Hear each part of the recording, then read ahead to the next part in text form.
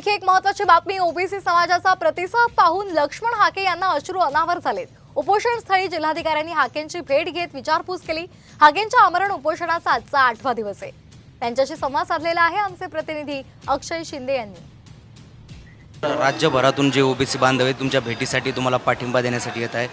कुठेतरी तुम्हाला काल अश्रू देखील अनावर झाल्याचं पाहायला मिळालं। काय नेमकी भावना आहे? ओबीसी बांधव येत आहेत, तुम्हाला पाणी घेण्याची देखील विनंती करतात, सलाईन घेण्याची विनंती करतात। लोकांची तांड्याच्या तांड्या येत आहेत। म्हणजे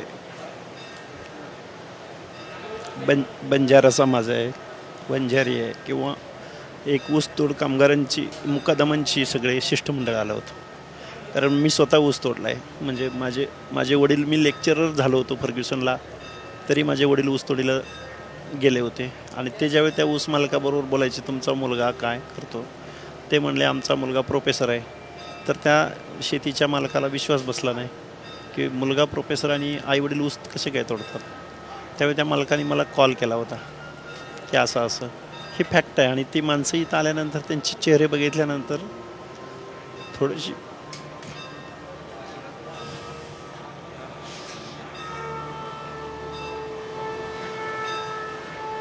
खरं तर हे ओबीसी आंदोलक लक्ष्मण हाके आणि राज्यभरातून जे आहेत ते ओबीसी बांधव त्यांना भेटण्यासाठी येत आहेत।